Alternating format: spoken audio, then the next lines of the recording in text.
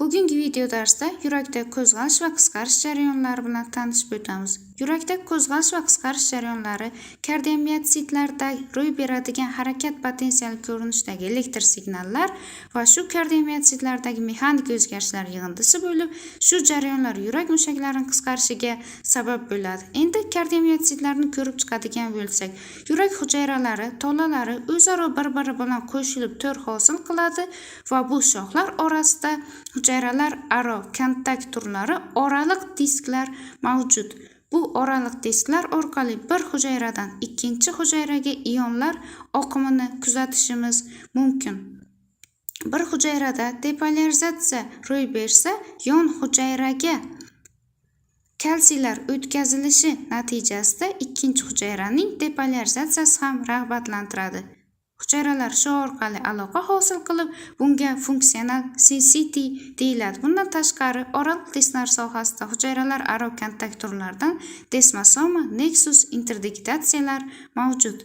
Kardiomiyotsitlarda T naychalar T ko'rinishidagi transversal ko'ndalang naychalar bo'lib, ular sarkolemmaning invaginatsiyasi natijasida hosil bo'ladi va uning yuzasini oshiradi.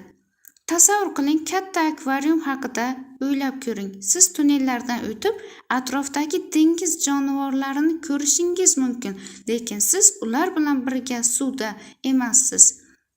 Shuni tenaychaga o'xshatishimiz mumkin. Bundan tashqari, sarkoplazmatik retikulumlar ham bo'lib, ular kalsiyning deposi funksiyasini bajaradi. Bir kardiomiyotsitlarda depolarizatsiya bo'lib, bir hujayradan ikkinchisiga kalsiylar o'tib, ular bo'sag'an nuqtasiga erishgandan so'ng natriyning voltaj darvozali kanallari ochilishi ro'y beradi va butun sarkolemma bo'ylab harakat potensiali tarqalib, u tenaycha sohasiga ham yetib keladi. Shuning natijasida tenaycha sohasidagi kalsiyga bog'liq degidropiridin retseptorlari ochilish natijasida ular sarkoplazmatik retikulumdagi raynatin retseptorlariga ham ta'sir qilib, sitozolda kalsiylarning miqdori oshishiga sababchi bo'ladi.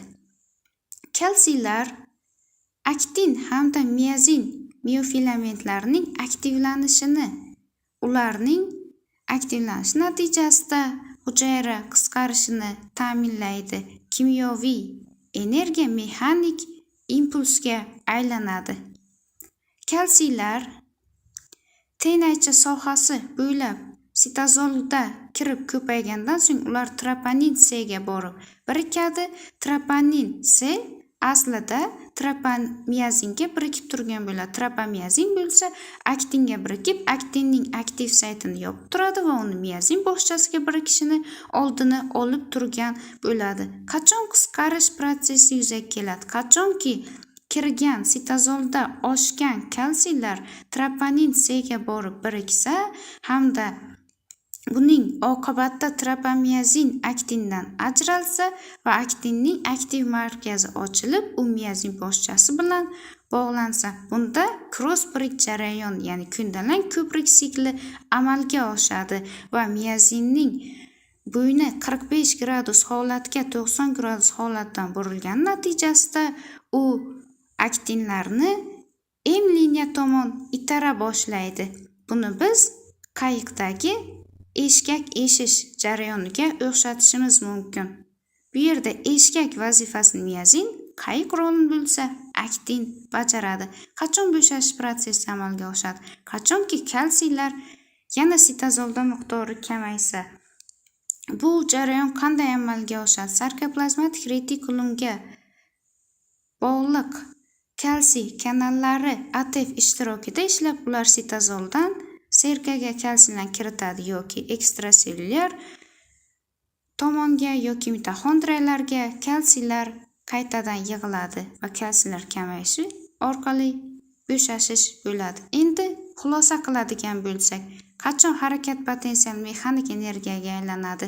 Kalsiylar tenaycha sohasi bo'ylab kirib, troponin C ga bog'langach, aktinlarning aktiv markazi ochildi va ular miyozin bog'chasi bilan birikdi. ATF ishtirokida va ko'ndalang ko'prik sikli amalga oshib, aktin va miyozin birikkan natijasida muskulda qisqarish jarayoni yuzaga keldi. Siz bilan Buxoro davlat tibbiyot instituti 2-bosqich talabasi Rahmat va Dilorom bo'ldi. Xato va kamchiliklar uchun uzr.